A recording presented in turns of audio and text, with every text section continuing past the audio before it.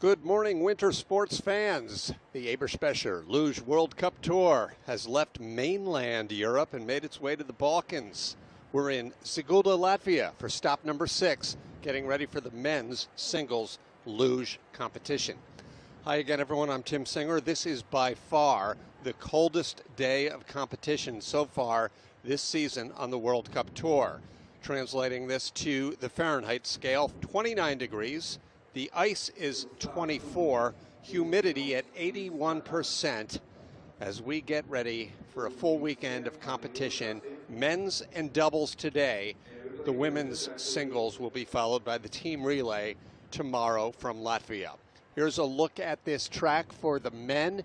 It's 1,260 meters and 16 curves from top to bottom with a lot of tricky areas, including a finishing kreisel.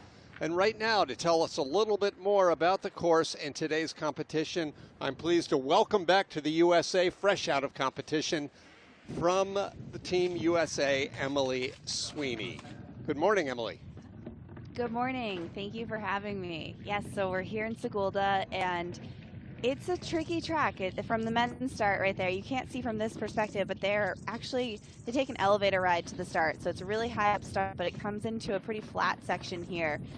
And this is where everything needs to be right on, or they're going to lose a lot of speed as they go into the more technical section right here in curve 9, right here, 9, 10, into the sets up to a really tricky transition. We've seen a lot of issues that start compounding right off of curve 13 and 14 here as they go into a long, one of two long straightaways on the track. The highest pressure curve in the world is right there, and another long straightaway right into the kreisel here, which is the finish curve. And there's a lot of pressure, there's a lot of technical issues here, and it should be a pretty exciting race. Highest pressure point in the world. I didn't know that. That's going to be fun to see. We've got 32 in today's race. We welcome Tucker West of the USA back to the World Cup. He failed to qualify last week, so he'll make his season debut here. The first 17 all qualified yesterday through the Nations Cup competition, and then this last group, who they call the Super Seed, is headlined by Felix Loch of Germany, who has won 6 of the 7 competitions so far this season. We kick things off with the young Italian, 21-year-old Lucas Gufla. Right, Lucas just qualified here. He's the last sled to qualify for Nations Cup, so it's always a stressful place to be in when you're watching the results of Nations Cup come in, but we'll see if he can have a better run than he did in Nations yesterday. One thing we may see, obviously not from the first several sleds, but a little later today, that we haven't seen all season long, Emily, is the possibility of a track record. We'll see. The conditions are set up for that today. It won't be from Lucas here. There was a big skid in one of those upper curves there, so he just scrubbed a lot of his speed going into that flat section of the track. But a little bit of a loop on 13 there, but a nice exit out of 14. Ooh, up and down. Yeah, was that the spot you were talking about? As he has all sorts of skidding. So yeah. It is curve 15 in Sigulda. It's what we like to call a neck breaker, which I don't like to call it that. Not a good term to apply to you, Emily, no. No, but it is a neck breaker of a curve because there's the one spot there that the pressure really hits all at once. So if you're not lined up properly before that pressure, it is very challenging because you go blind. You have less control when you can't see there, and it can catch up to you on the end very quickly. It's just a great look. This is a fun track, and as you said, so many challenges top to bottom, and for the men, even right off of that start ramp. It is. I love sliding in Sigulda, though. It really is. It's fun. It's not a boring track at all. You really have to be on your game the whole way down, but also find that rhythm. Sorry about that. Marian Skupek, 19 years old, the first of the Slovakians in today's race. In some ways, another big skid there. Yeah, replacing Jakub Simonek, who Jakub retired after the first half of the season. We will miss having him on tour. He did. We are sad to see him go. Ooh, and it's always challenging when you're younger without the older athletes to kind of learn from. So this is probably one of the first few tracks that he's been at without someone to kind of give him the ropes.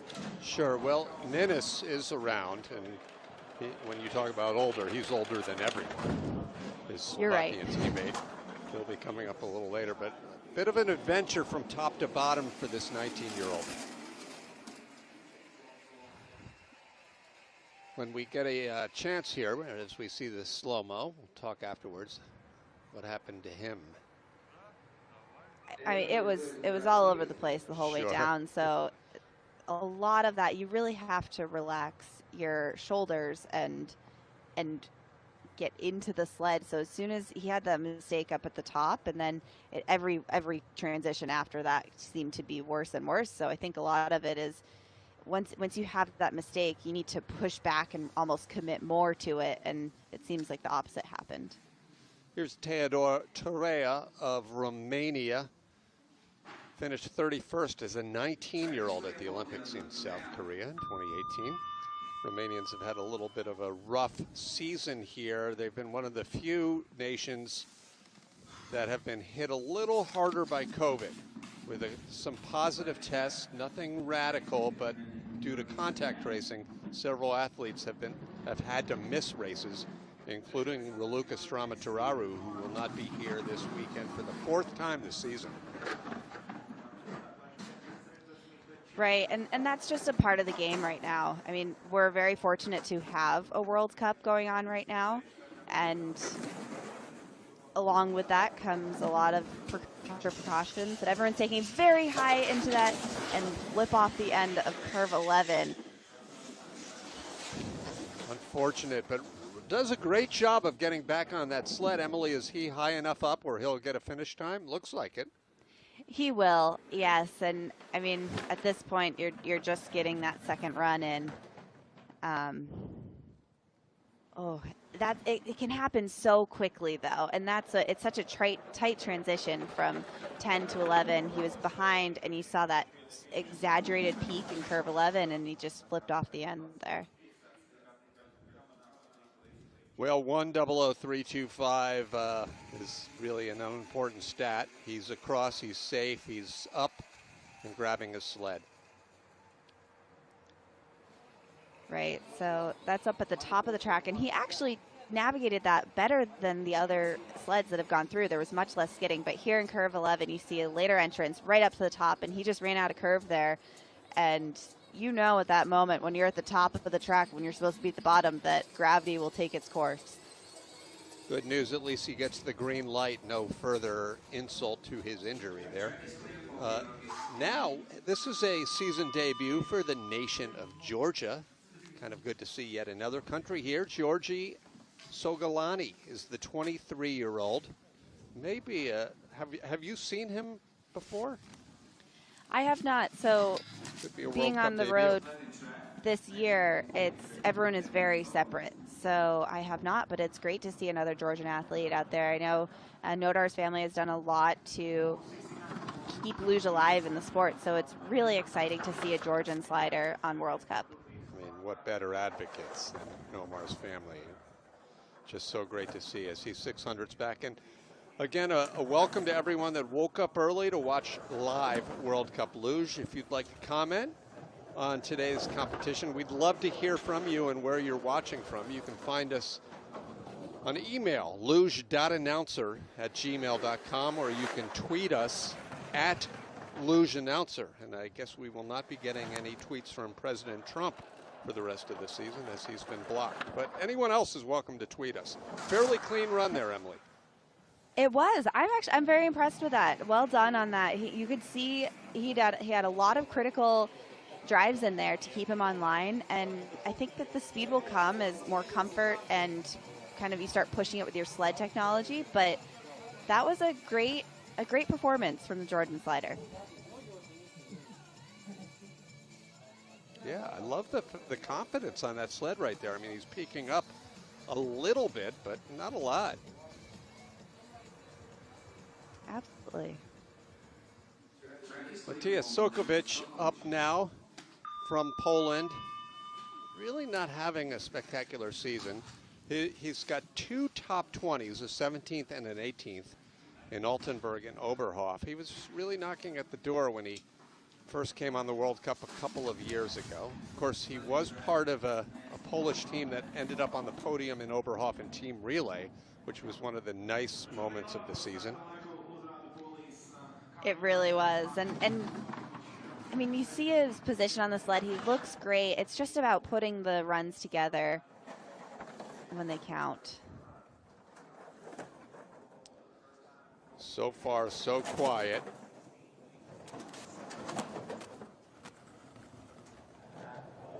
Nice transition there into 11 and 12. A little bit of a skid coming into 13, but you can fix that off of full. He didn't. He has a lot of extra pressure going into the straightaway. Top speed so far, 75 miles per hour. This is going to be a fun little spot tomorrow as he takes a fairly big lead right now. Emily, in the relay, team relay, Sigulda is always one of the more challenging locations for the paddle. It really is. With have the course end on the Kreisel there's a lot of pressure, and so to come out evenly and sit up and hit the paddle within the short distance that they place it there, it's a true challenge. So it really makes an exciting race. Now Svante Koala, he's been around all season long. Great to see.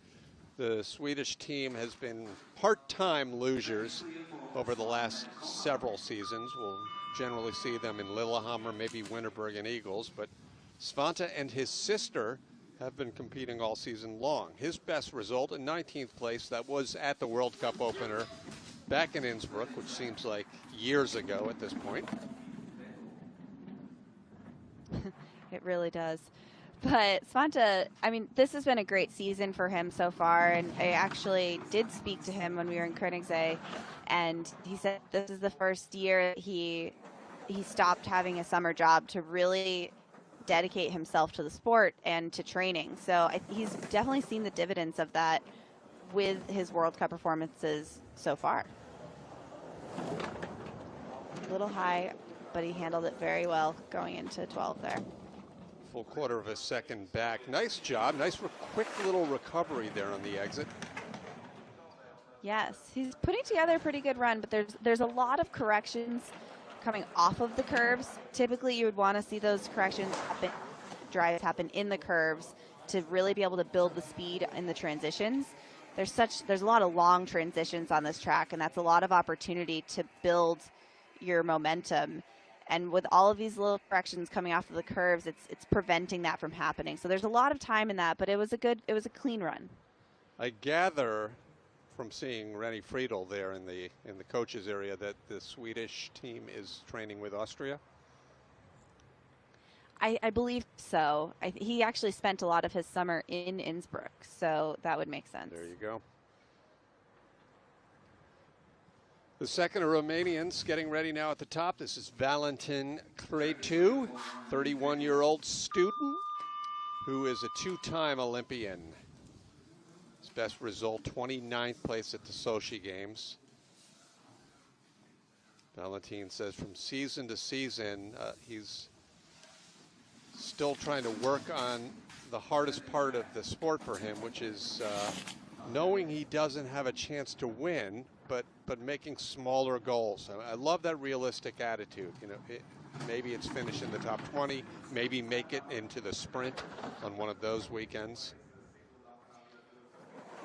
Realistic, but also it's mentally defeating. I mean, a lot of this is a mental battle as well, and to set yourself up like that, it's challenging, but he's going to need a better performance to come close to those little wins if he wants to. I mean, that scrub at the start there is, you can't come back from that in our sport. Nice exit out of 14 there. Well, you know, and just to play off of that in a second, barring any other problems here for Valentin, when he was talking to me about that, he said, you know, it's so hard for the smaller nations in many ways because of equipment and travel and no track in their home country and a lot of reasons. But he did say he does dream that someday he will win. He really does have that dream, but from season to season, it's looking a little farther and farther away, he said. No, it's important to have that dream. Absolutely, we have that. This is a challenging sport, and for the large and small nations, and it's just trying to that technology piece of our sport is overlooked a lot, and it's when you see us at face value, you don't see all the little components that need to come together, and there's so many variables that need to come together to have success. Tucker West has 3 victories on the World Cup Tour during his career, his first as an 18-year-old. He also comes off of a season where he just had only 4 top 10 finishes, just 2 podiums last year. All of those top 10s were in North America, still trying to prove it overseas. His first race of the season. Very quick at the start, usually. Yes, quick at the start, and he had a great save with his settle there. He was going towards that right wall just as Valentine did, but he had a better recovery from it. He's the first of 3 from the USA today. They're all grouped together in the next several sleds. There were some pretty large skids in those upper curves there, so it's going to bleed time going to that flatter section of the track, but he's having a nice little quick section through there. And Emily, a chunk of USA's coaching staff is still not on tour yet, correct? Correct. So we're a little bit of a skeleton crew right now due to contact tracing and all of the precautions we need to take with COVID. Not everyone made it onto the tour, but this is we have a new addition there, a new physio who stepped in for a week there to give the team some support, which has been great. So like anyone right now, everyone has to be very creative and flexible. So our team is being put to the test with that, right? Well, Emily, if you're a bit of a skeleton crew, shouldn't you be in Eagles this weekend at the World Cup there? Sorry, I had to say I it. walked into it. Exactly. You're right. Well, Tucker looking very good. He does look good. Tucker has phenomenal position on the sled. For him, actually, that looks like he's been a little tentative. But we'll see what Chris Mazur can do here. Another USA. We're ready to go. Mazur, the Olympic silver medalist, doing double duty once again, as always today, as he's got a doubles race a little later on this afternoon. Last week he comes off of a 15th place in his season debut. And he's been training right at about that spot this week. He hasn't been putting in the top 10 times, but you never know with Chris. He's very experienced on all of these tracks. That's a great point. And he loves this track. This is one of his favorites, if I had to say. It's really such a good spot for him. He slides it very well. He had a little skid there, but it was pretty smooth compared to the other sleds that we've come through. Beautiful 11-12 right there. 7 thousandths of a second behind his teammate as he has a very nice exit. What curve was that? That was 14. Very high, and he slaps off the end of 15, but he's having perfect corrections right now. Very tight between the two Americans. In the end, Mazur finds the time at the bottom by 12 thousandths of a second to overtake Tucker West, and some action in the outrun. He has to go for the style points there, and hopefully he seems to be moving all right. So it's good style flair to have the crash in the outrun, better than on the track, but sometimes those hurt. I'm sure he'll have some words for the camera in a moment when we get out of this slow-mo replay, because Chris always does. A little sloppy off of 15 there, but he had such good corrections that I think the time lost was minimal. Well, we'll update you on what Chris had to say down below. But on we go with our next competitor, Andrei Mazdy, the first from the Ukraine. A little later on today, the Ukrainians have a doubles team that qualified for the World Cup, Emily, a 16 and a 17-year-old. Wow. You don't hear that very often. No.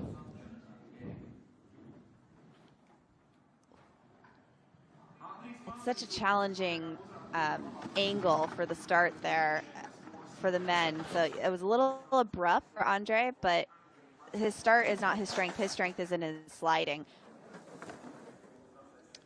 Start time was just the 10th fastest of the 10, so you couldn't have said that better. Trailing by 400ths behind the Americans and hugging the rail, as it were, coming out of 14.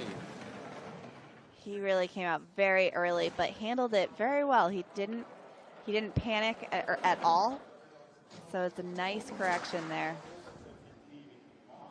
48.380 as a point of comparison. That's roughly a half second off the track record. And I think we will, I'm going to go out on a limb here, Emily, and say that later on, the likes of Pavlichenko, Locke, Fischneller, they're going to come pretty close to that record if they don't better it. You know better than I. would love to see that. It's kind of wishful thinking. Because we haven't. That's okay. We need some wishful thinking. We haven't seen a track record except in Oberhof, which was a new track, newly renovated track. Now Johnny Gustafson, the third of the Americans on course, coming off of a 20th place finish in Berchtesgaden last weekend. Johnny's having a great start to the season. Late start from all of the U.S. and North American sliders, but he's looking very good on the sled. I watched some sessions in Koenigsegg, and he just looks so confident and comfortable on the sled. I think it's the best I've ever seen him. He won the U.S. Championship at the end of last season, the national title, although he finished behind Mazda and West in the team selection trials early this season. Nice curve 11 there. This 12-13 section really sets up it's the start of the straightaways. So beautiful exit out of 14 there. Looping a little there, and because of that he goes from green to red because his teammates actually had the great speed down below. But third place, why not end the competition right now, Emily says, because it's USA, USA, USA, the top three. If only there weren't another 21 to come, right? Right, and they're only separated by less than 0.07 of a second, so it really is a tight little bunch there that they've set up. But Johnny looked pretty good on that. There's still some time. He has some time, of course, from this exit of 15, but he really minimized the bleeding. You mentioned the North Americans only part-time this year, and we should note that Canada actually is not even here. They did not make the trip to Sigulda, so they missed the first half. They came to Koenigsegg, but they are now in Oberhof, awaiting for the tour to resume there next week. So no Reed Watts in today's race, but here's Anton Dukash, 25-year-old from Kremenitz. Dukash ranked 24th this season so far in the World Cup with one top 20, a 20th place in Winterberg. Anton had a great start in Nations Cup yesterday, and he copied that start today. So he's really put in a lot of work in the weight room and for his physical training, and it's paying off. The Ukrainians had a great week. That's aforementioned week in Winterberg, where Dukash and Manzi finished second and third in the Nations Cup competition, and they kept it respectable as well. Manzi just missed out on the sprint, I believe, in qualifying. And he's having another great run here, a great performance. He had a lot of extra pressure coming out of 14, but handled it quite well.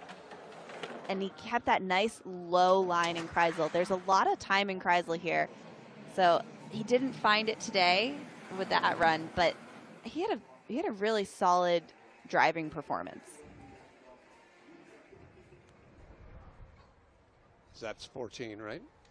Exactly. So that's where, see how the sled it has that direction coming out. That's just a lot of extra pressure that he had built up from the curve that once you get onto the straightaway, then it has to release at some point. So he dealt with that for a good section of the straightaway, but he kept it relatively down the middle.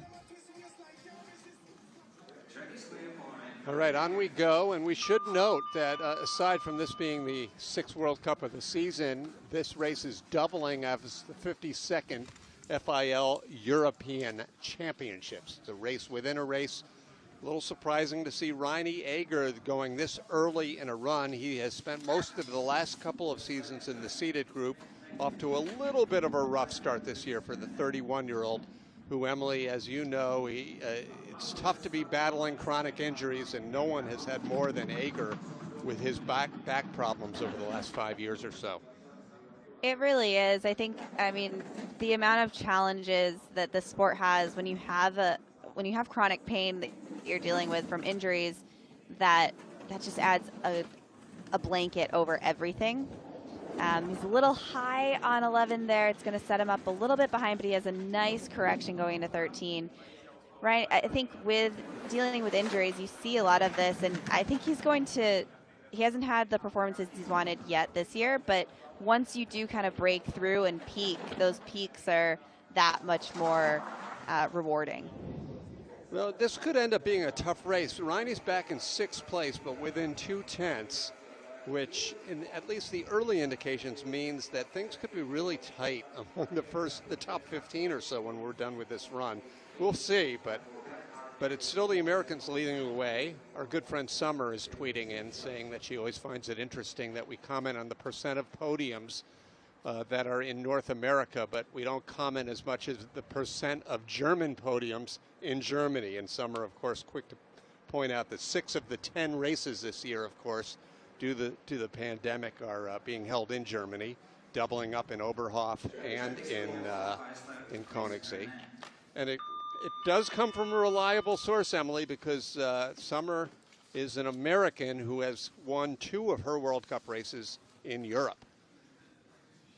Right. I think that it's definitely a huge component of our sport. It's definitely, for years, it's been German heavy, as we have a German starting down the track right now, Chris Eisler. I mean, we have had there's so many races. There's 4 tracks in Germany.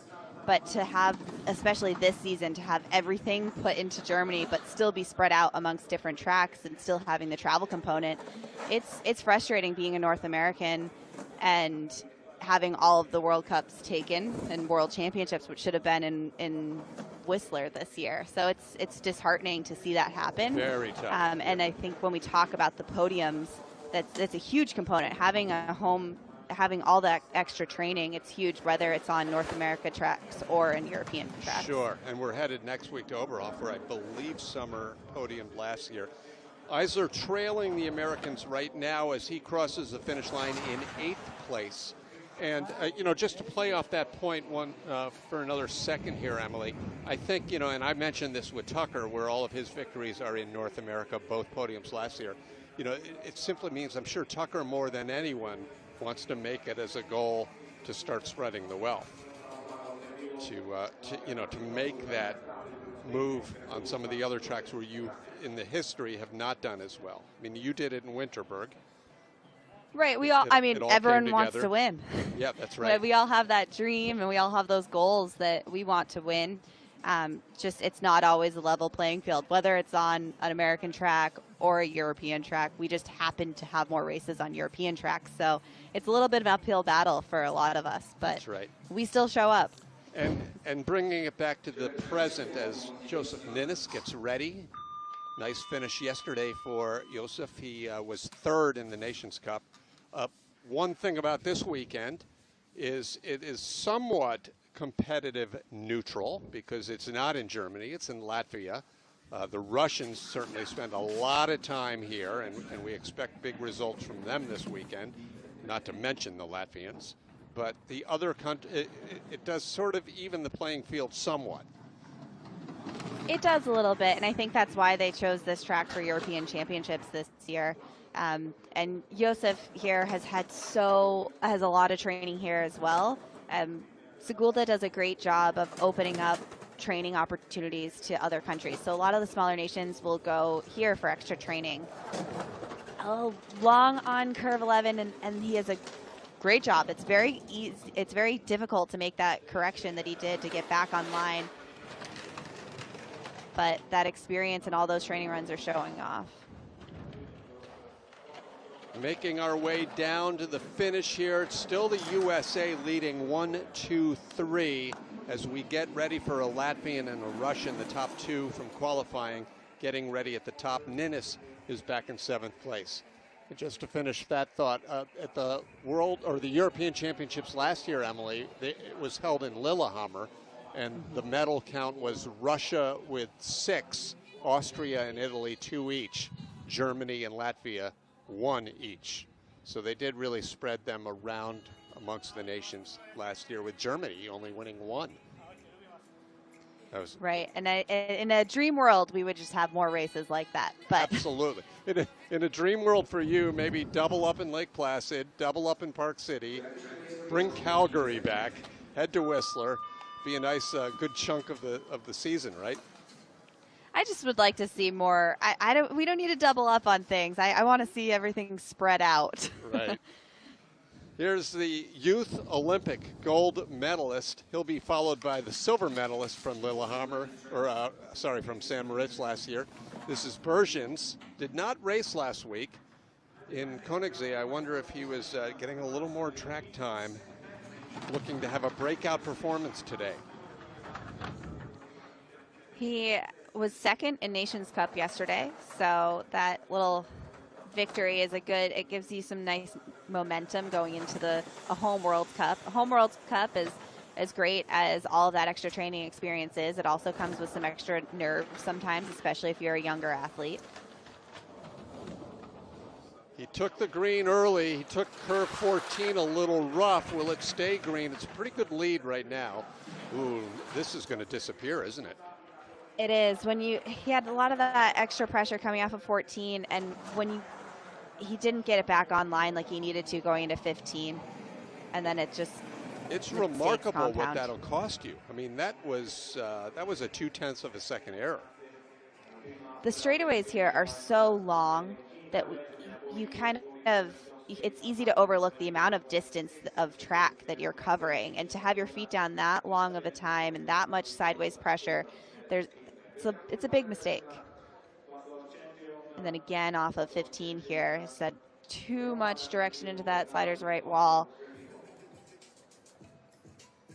Well, just when the men's lugers thought they only had one Rapilov to deal with, now they've got a second, because Pavel made his World Cup debut last week with an 11th place finish for Russia.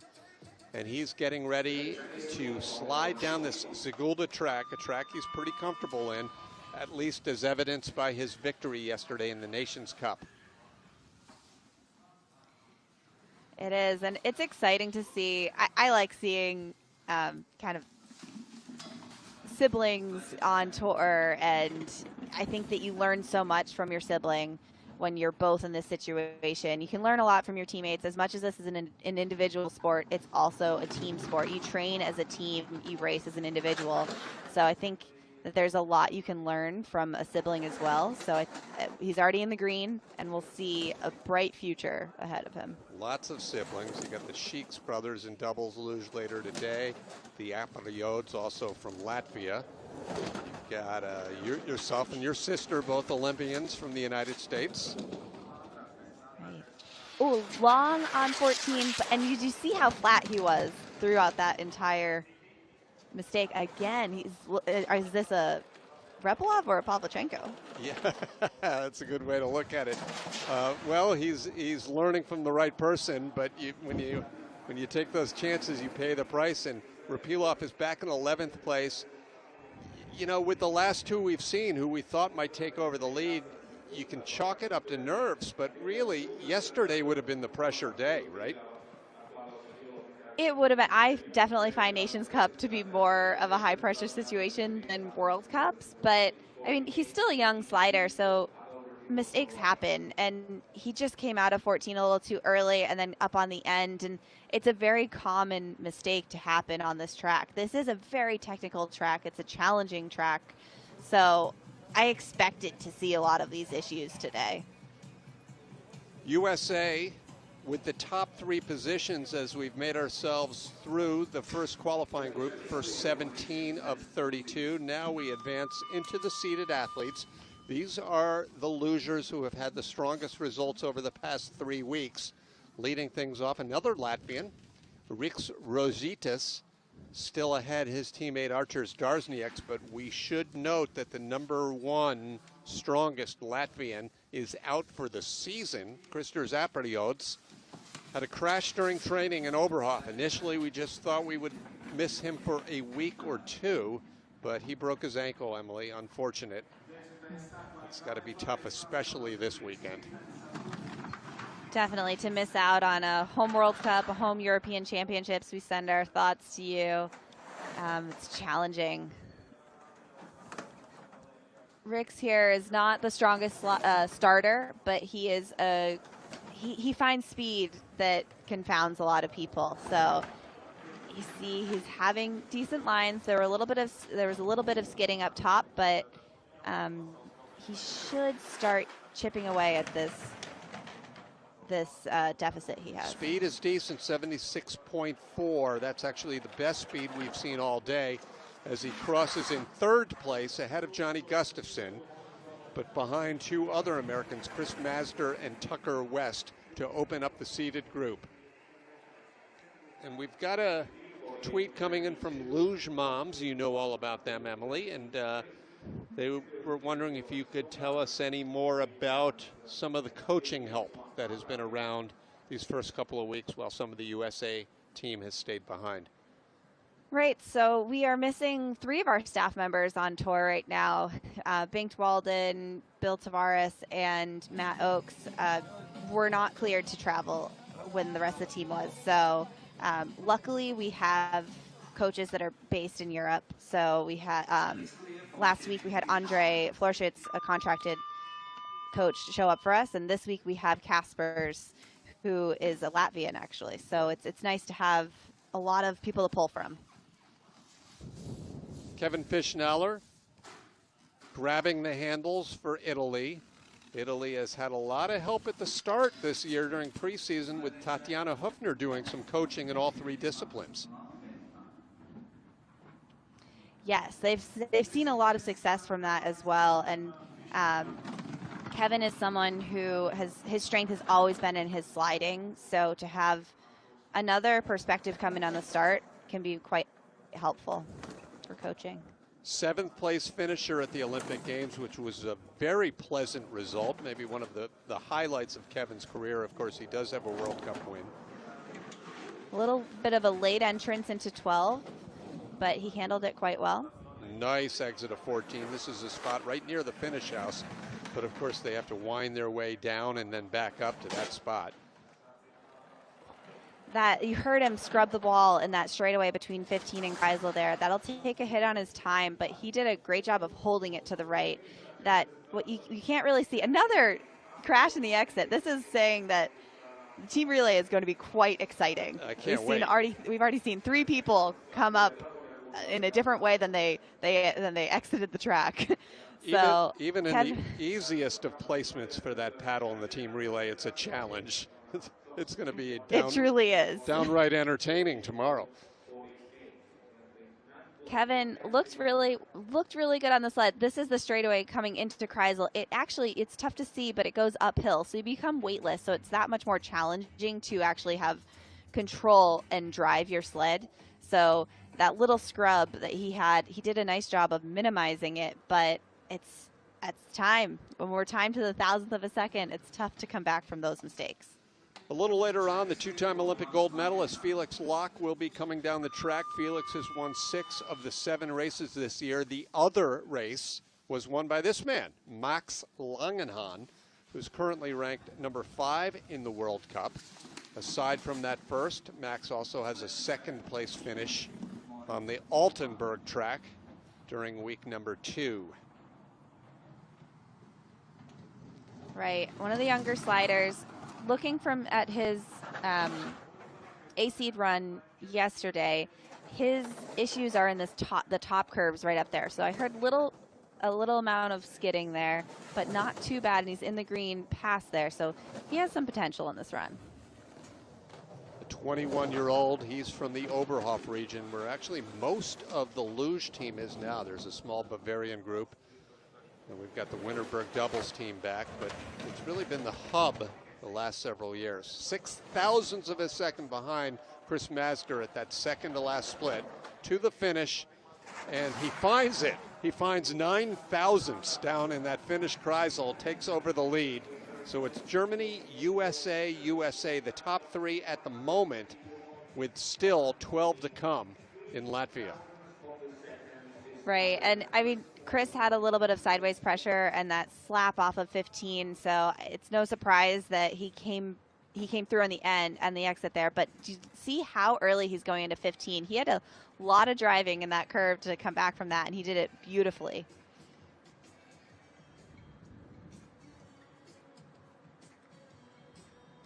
One German down, he gets the green light. There's a little warming area there for the athletes. Actually a pretty big building, but there is such tough control on who can go where and when with the social distancing. Now Moritz Bollmann, the next of the Germans, the 3 out of 5. Bollmann made his World Cup debut on this track last season with a 19th place finish. Two-time junior world champion, strong athlete, one of the biggest athletes in the sport right now, second fastest start time. Right, you saw his arm length there on those paddles. That was, I mean, what an advantage. So good for him. There's a skid there up in the top parts of the track, and that's really going to be tough to come back for trying to find speed. Which is sort of the goal of the sport, right? Sort of, yes, definitely. Speed and a good line. Nice exit of 14. Trailing, though, by quite a bit. 1/10 of a second back. We've seen a lot of people bleed time down here so far. And it's going to bleed more with that entrance of Kreisel. Wow, 48.675. Back in 11th place. His teammate Eisler back in 13th place, but the third of the Germans who has gone so far, Max Langenhahn, has the lead at the moment. I think that this is just showing that he's still, yes, he's German, so we have these glasses on sometimes that we think, oh, this is going to be great. He's still a young athlete who's building experience and confidence in racing. This was just a sloppy run. So to still be within, 4/10 with the amount of mistakes I saw in this run, he should be pretty happy with the time that he had, but not with his performance. There's a lot that he can fix in that run. Now the 2017 world champion Wolfgang Kindl. Wolfie's fallen on somewhat hard times, relatively speaking, the last couple of years, not getting the results he did a few seasons ago, and that also in part due to back injuries. But Emily, watching the training times this week, he was about as fast as anyone. He was. Wolfie used to have the nickname of the training king, though, where he was consistently first in training, and it seems like he's getting back to that a little bit. We'll see in today's race if that training can translate to race, but I always love watching Wolfie slide here. He has a little bit of a different line in 10-11 right here, and it just makes for such a smooth transition. Late entrance into 12, though, a lot of extra height there. He's been in the green the whole way. Let's see how this costs him, if it costs him. At this split, he's pretty safely out ahead of Langenhahn. He is, and he fixed it there, so I think that he's going to have a great time coming to the end. 48.141, very, very spontaneous pump of the fist by Coach Rennie Friedel. So that time it's about still a quarter of a second off the track record. It is, but it's if we're comparing to AC training yesterday, that would have been the fastest time. So it's definitely going to be competitive in today's race.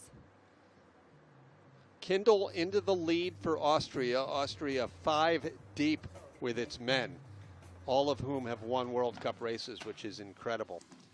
Now, David Gleicher, who has not only won a World Cup race, he has won an Olympic race. And he came pretty close to winning a world championship race last year in Sochi, where he had the lead after the first run, was the last to go, obviously, in the second heat. and crashed, as he did last week in Koenigsegg.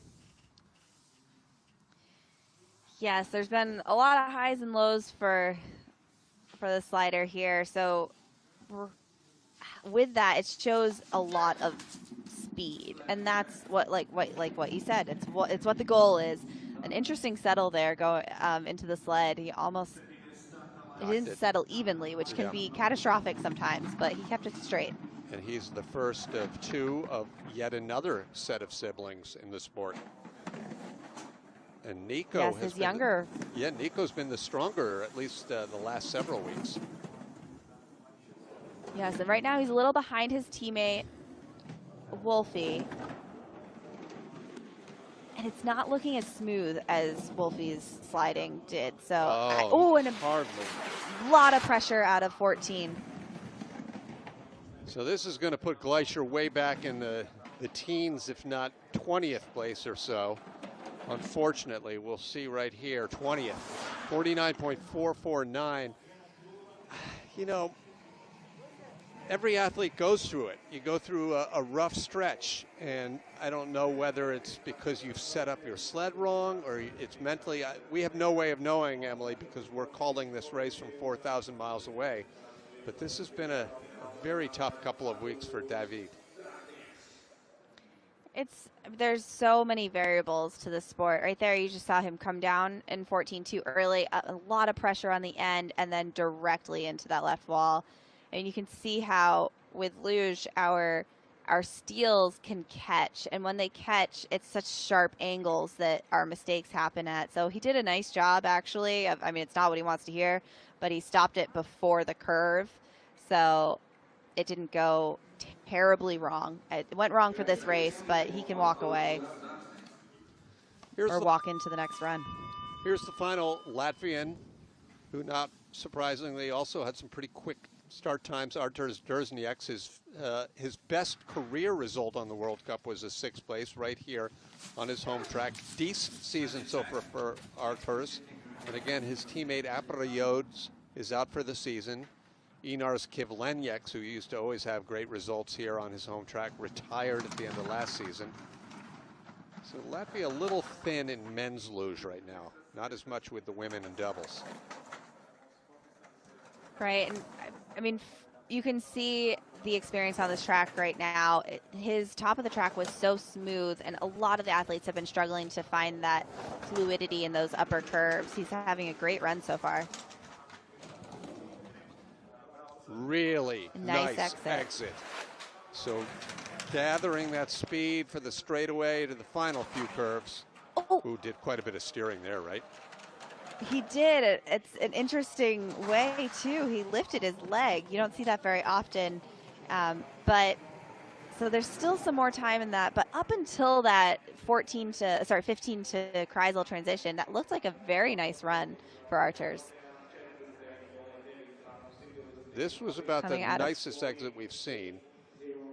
It is. I would like to see him stretched back a little bit earlier, but I understand the apprehension there coming out. Now, is this where he did that little bit of steering with the leg? He did. Look, he bends his leg right there. I don't know. That's such a strange reaction. I really don't know what caused that. Well, there is that Inars? I believe it is. It's tough to tell people behind the mask. The newest president of the International Luge Federation is from right here in Latvia, Einars Fogelis, taking over from Josef Fent, whom we saw last weekend at the race at Koenigsegg, one of the very few spectators allowed to show up, and justifiably so. And now Alexander Gorbatsevich of Russia, 10th place finisher in this Sigulda race last year. Some pretty short paddles from Gorbatsevich here. He's shown a lot of speed on a lot of different tracks, actually, but there's been a lot of mistakes throughout his career as well. So we'll see on this pseudo home track how much how good of runs he can put together. And of course, the real home track is in Sochi now, and Gorbatsevich always puts down good results there, but his best result anywhere else this year has been a 6th place, and that was in Winterberg. Not bad here, but well into the red. Could be a top 5, right? Yeah, it's just a little sloppy in this run. There's nothing major that's sticking out as a big mistake, but even in that little bit of a wave in Kreisel, there's a lot of time by keeping it low and flat through Kreisel there, and he knows that. He knows how to find the time there, but it just was a little off. Top 5 at the moment. Darznieks of Latvia leading over Austria's Kindle, then Gorbatsevich, Langenhahn, and Mazder. 5 different nations among the top 5, and we have 8 still to come. Not sure how this ice is holding out. And even in the warmest conditions, except for Altenburg, which was kind of a nutty race, a humid day, the tracks have been pretty good. They've been pretty good to the late starters. Now, it has been. Roman Rapilov coming off a really good week after a kind of a rough start for him with a pair of 10th place finishes, a 15th, 12th, and 10th. Roman had his first podium of the year last week, 2nd place in Bavaria. He still is the defending World Cup and world champion in the sport of men's luge. It was a bit of a skid there in curve 2, which I wouldn't expect to see from Roman on this track, and that's why he's already in the red there to Darznieks. You talked about how the tracks have been holding up pretty well, and a lot of that is due to the lower humidity, and we have great conditions for that today. Beautiful exit out of 14. See if he can find that 10th down here at the bottom, 900ths exactly at that last split before the finish. He does pick up some time, 48.135, so that is evidence of what you're just talking about, Emily, the track being still in pretty good shape. Also, maybe proof that the Russian sleds are set up pretty well today for these conditions. Right. He had a great run with the exception of curve 2, 3, there was some skidding up there. So I think, and when you're that high up on the track with such a flat section ahead of you, you really need to be on point there. So there's a lot of time for Roman there, but not a lot of room, a lot of errors to make up for. There's really just one error that I saw. Johannes Ludwig, next to go from Germany. He has found his greatest success late in his career, now 34 years old. Nearly quit before the 2018 Olympic Games, but was the last in for the German team. Ended up winning Olympic bronze, not to mention gold in the team relay, and has not looked back really the last several seasons. Currently ranked 2nd in the World Cup standings, a distant 2nd behind Felix Lach. But with 3 podiums, 2 seconds, and a 3rd. And he's the defending champion on this track in Sigulda. Bit of a surprise winner last year. Right. Johannes, he's a slider that actually thought about being done. That's right. Kind of right before the best part of his career started. So it really shows what that perseverance can bring you. Part of that was because the German team's so strong, he wasn't even sure he was going to make the Olympic team. Part of that, of course, is that he's a father, and he has 2 kids back home that he'll be seeing next week. Right, there's a lot of time on the road. Beautiful exit out of 14 there. It's tough on anyone who has a relationship, let alone who has kids. So a little bit of a mistake coming into Kreisel there, but Johannes has done a great job and keeping it in the lead. By 300ths of a second. By the way, from what you know, are the parents of the European lugers, the European lugers that are parents, are they allowed to be with their kids, or do they need to be in a strictly athletic bubble? We don't have that on the U.S. team, so it's hard for me to speak. I was there for 1 week, but there is some room due to the kind of team manager. They can decide if they're appropriate or not to have a visitor. But overall, it's pretty tight the way that all teams have been handling all of the COVID kind of extra hygiene processes. Now Nico Gleische, whose brother had a very difficult run a little earlier on.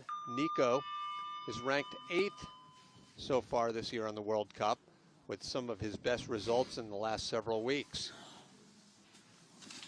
He had a 4th place finish last week in Koenigsegg. He was 2nd in Winterberg. There was a pretty straight, a stark change in direction on his first paddle there, so he had a fantastic recovery to keep this, to straight the sled again after that. But there was another skid up top. He had another skid there. He had the fastest run in the AC training this week. So a lot of promise there, but not with this performance so far.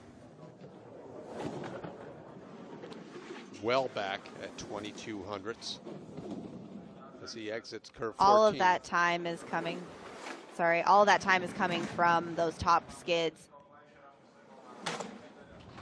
It's a track that really has challenges from top to bottom. There's no relaxation spot here. 0.3 of a second.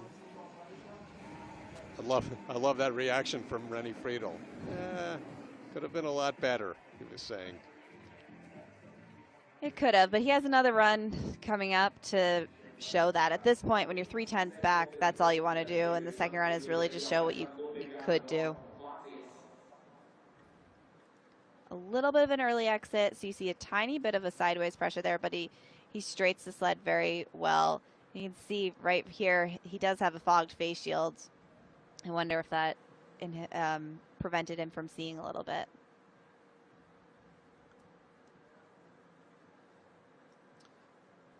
We're down to our final 4 in the competition here, with Johannes Ludwig of Germany leading the standings, and Zeman Pavlichenko, whom I told Emily was my prediction to win this race, getting ready at the top. He started Luge as a student.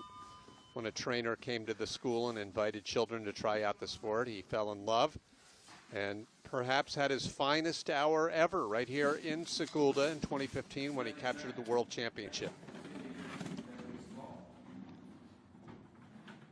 We all love watching Pavlichenko slide. He always looks so good on the sled. He definitely raises the standard for the rest of us. Big skid again in the top curves. It's such a tricky transition there for the men. I'm interested to hear what some of these, if we can get some reports, what they're saying about the course today, because that's been a pretty consistent problem up near the top for everyone, and the problems continue for Pavlichenko. Right, that started up in curve 12, and it's just, it snowballs down the track, and he was just behind. He couldn't get back on top of it. Zeman Pavlichenko back in 5th place. That's not too bad considering all of the problems top to bottom. It's really not, and we saw that with him in Koenigsegg as well last week. There were big mistakes, and his time was still kind of in the field there. See how strong of a change, of a direction change he took to that left wall for him. It doesn't make sense, to be honest, to have that many mistakes and only be 1,300ths behind. Motor on the sled, perhaps? I don't know. Well, there's still a little confidence to his walk there as he makes his way. You still have to hit the button, right? Right, and that's, I think he just got redirected too. But he has such a great attitude to have on tour. He's a fantastic competitor to race with and against. Felix Locke, despite winning 6 out of 7 races so far this year, he said a few days ago he's still experimenting. And here in Sigulda, he wouldn't mind winning the European Championships, but the bigger focus is the World Championships on his own home track later this month. So he said he is still doing a lot of testing of his sled to see how it works under different conditions. It's nice to have that luxury, right? It's a huge luxury. I wouldn't mind winning European Championships. Well, I'm just going to test my sled instead. Some people wonder if he spent most of the last couple of years testing his sled, because he hasn't shown up on the podium a lot, but he's been the most dominant athlete in the sport this season. Right. I also think a lot is smoke and mirrors. There's a lot of hype and oh, big. I don't know if that was just something next to the track hitting, but there's a loud bang on the track there. You surprised to see? He showed up today. Yeah, you surprised to see green? He was in red the entire way and then had that bang. But as you mentioned, maybe that had nothing to do with the run. It didn't sound like a sled hit, so that's what leads me to believe that a sign or something fell next to the camera, but it's difficult to say from this angle. He looks good on the sled. I will say, the smoke and mirrors aside, this is the best that I've ever seen Felix look on the sled. Even when he was dominating the sport years ago, he never looked as good as he does now. Well, perhaps it's just physical conditioning. You know, sometimes as you get older is when you become more conscious of what you need to do physically. And Felix has been known to absolutely enjoy a large order of French fries here and again, right? Now, Dominic Fischnaller of Italy, the final of the Südtirolians to come down today. Dominic currently third in the World Cup standings. Lots of steady performances as usual, but a disappointing 12th last week in Königssee. Right, there was definitely an uncharacteristic mistake in last week's race, and he is the reigning European champion, so there's a lot. He's in the green already going into this first run of this race.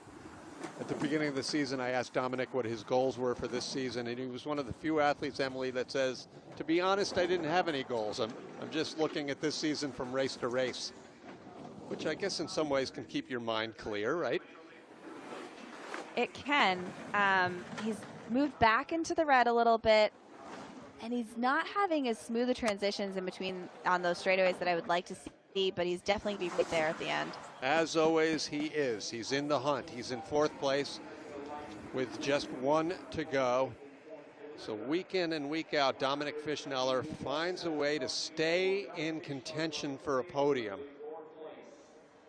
That was you saw he was a little long on the exit of 11, late entrance into 12, and that's why he had the extra pressure coming off of 14 and couldn't stretch back and get that nice push off of 14, and that's why he moved back a little bit in the time, but he's within range for the second run. Little sportsmanship there amongst the German and the Italian. Green light for Fischnaller, and one now getting ready. At the top for Coach Rennie Friedel, it's Jonas Müller, two-time World Cup winner and World Championship podium finisher. Müller has a fifth to open up this season on his home track in Innsbruck. Followed that up with a third in a sprint competition.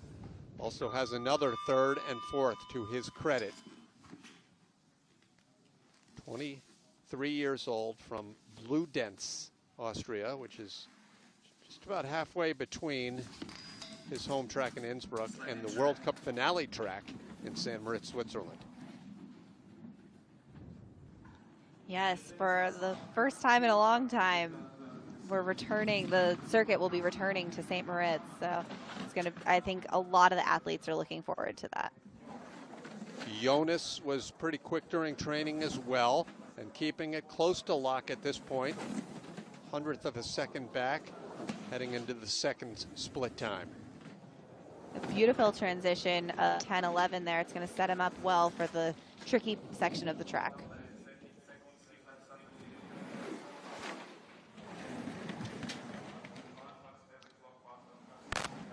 He's having a pretty clean run.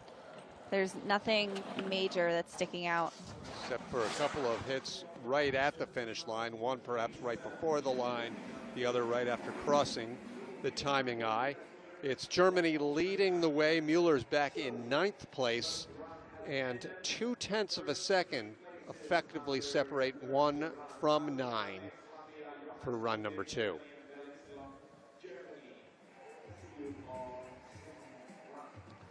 Well, we thought maybe, Emily, this would be the one event where the Germans would not dominate. So far, that's not the case, as they hold the top 2 spots in the standings. How about Arturs Darznieks in third? That's huge for Arturs, and I think anyone who was looking at times, they didn't see that coming, so props to him for showing up on race day. Fischnaller lurking right behind as he eyes another podium. Rapilov, coming off of his second last week, is in fifth. Kindle on his way perhaps to his best result of the season. The USA bunched together 11th, 12th, and 14th. The Glaciers had a bit of a tough first run here. And to look at all 32, we had a couple of crashes, but we had no one disqualified. I stand corrected. Did neither of those cross the finish, Ager and Glacier? They did, so something else must have happened. We'll find out for second run. Okay, actually, a really quick update. I apologize. Overheated runners for both of them, for both of the Austrians. So someone wasn't doing something right up there at the top. But we'll update that story and give you more. And, of course, we've got the second run coming up. Right now, local time, it is 5:36 East Coast USA. So that's just after noon in Sigulda. We are about a half hour away from run number 2. So stick around. Emily and I will be back shortly.